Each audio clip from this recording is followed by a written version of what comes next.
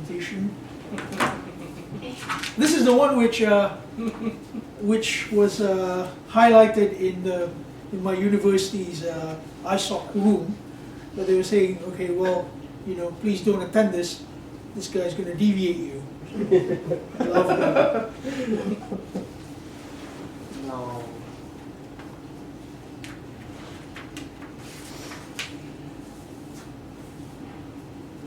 So before I proceed, if you see the name there, Quranology Institute. So for this talk, I'm not actually representing the Quranist network.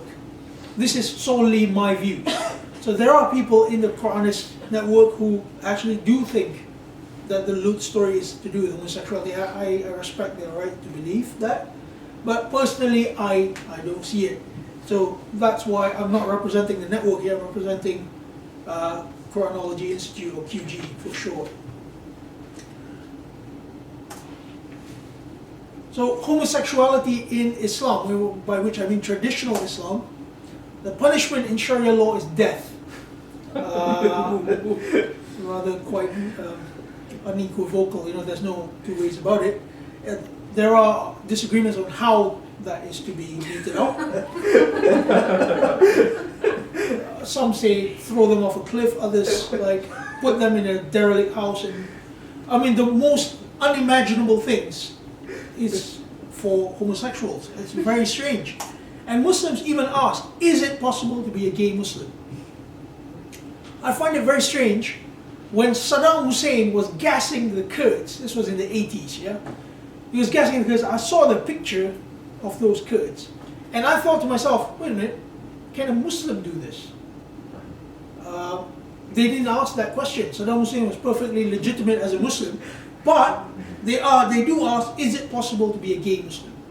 Now that is what I call really mixed priorities. So the question is, why are we raising this question? And the people at I saw, they said there's some agenda going on. Personally, I'll tell you why I raise this question and why I believe that this needs to be talked about. Number one reason is justice. The Quran instructs believers to be just even against themselves. So even if you have some personal acrimony towards homosexuals, you have to be just in accordance with the Quran. You can't just like say, okay, well, this is how I feel and therefore that's how Sharia is. No, it cannot be like that. Secondly is truth. The story of Luth in the Quran, now that I've reread it, I've analyzed it, I've talked about it in various discussion groups, it may have an alternative meaning which needs application. I do feel very passionately about this. I mean, that story is so deep and meaningful when you remove the homosexual lens from its text. So this is the standard account. The people of Luth, they were homosexuals, they wanted to have sexual relations with the angels who were sent to destroy Luth's people. Eventually they got destroyed. That's it. It's a very simplistic account. It doesn't take into account the various linguistic ins and outs, the subtleties in language which come with that story. And I think that's just simply a tactic to make us think that it's actually about homosexuality. Does the Quran actually state this? I say no, it does not. These are the key ayat for us to analyze, key verses. See, indeed you approach men with desire instead of women, rather you are a transgressing people. For the literal reader, seems a bit obvious. Do you approach males among the worlds and leave what your Lord has created for you as mates? Again, transgressing people. So, fairly clear? Yeah, about homosexuals. Not really. I mean, have a look at the words used and you will see. These are the words used in chapter 7 verse 81.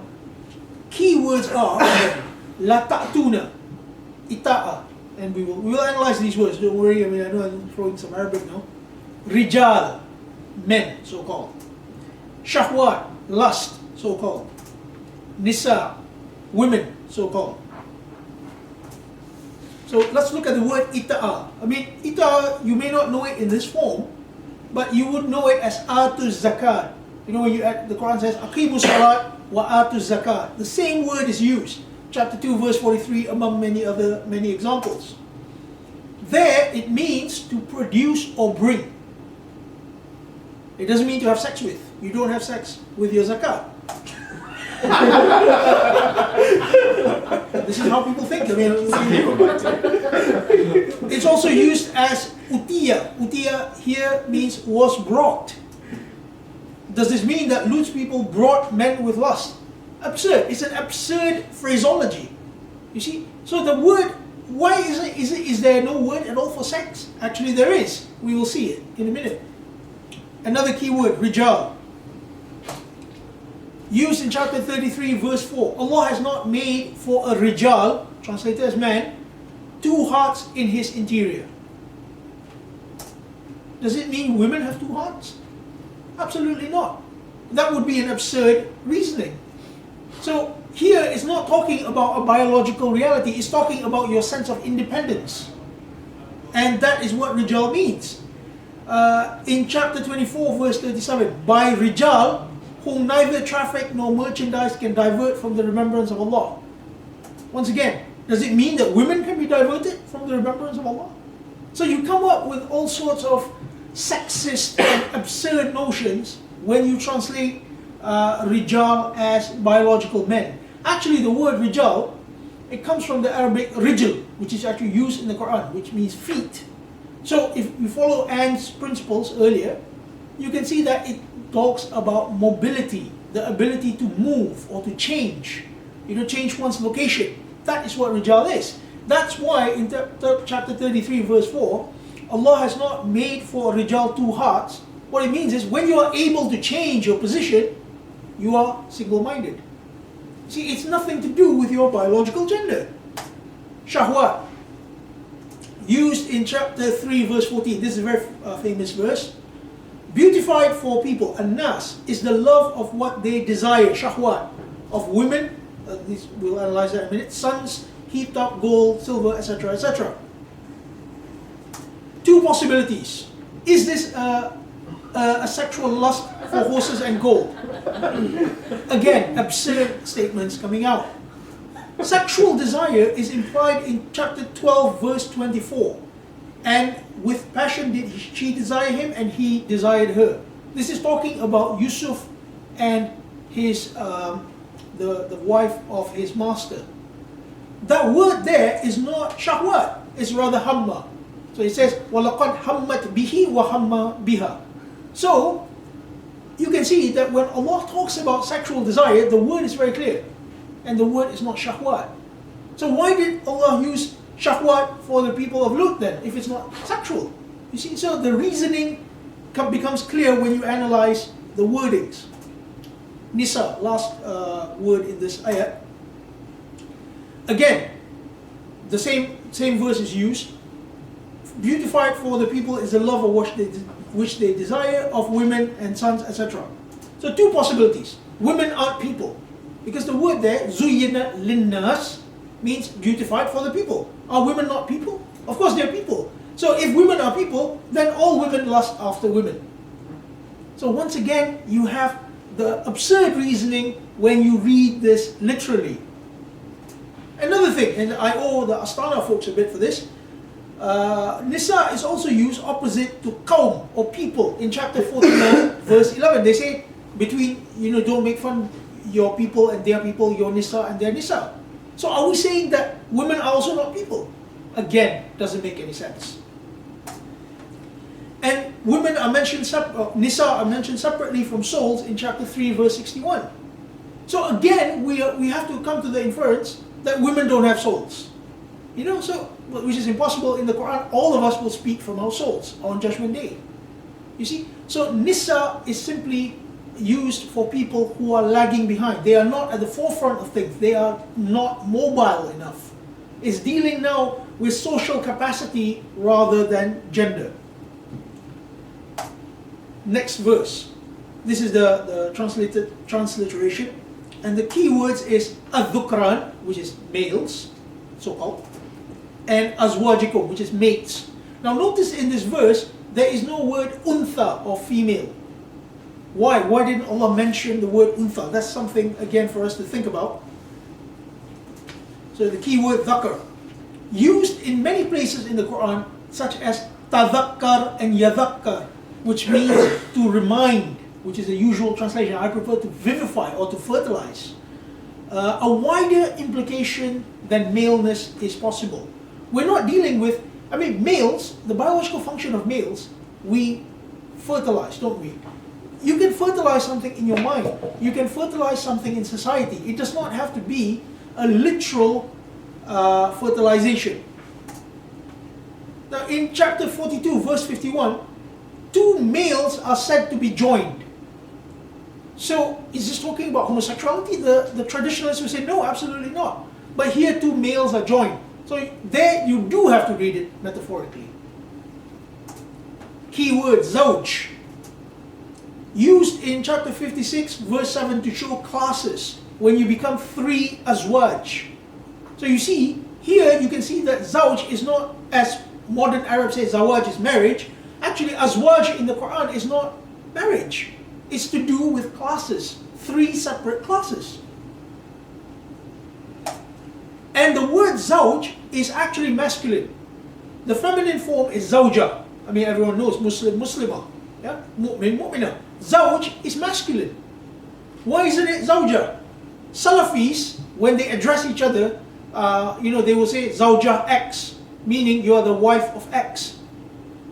Why don't they say zawj? Because they know it's feminine. Yet here it's zawj, it's not feminine, yet they read it as such. Again, it's an inconsistency. So at this point, we can see that the words used to justify homosexuality in the story of Luth are in fact very tendentious. I would say it favors a much more metaphorical reading than a literal one. So that leaves us with the question, what is Luth's story about?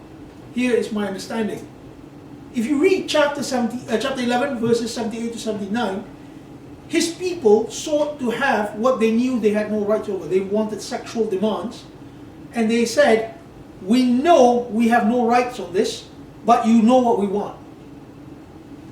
To me, that is an indication of an overt sense of power.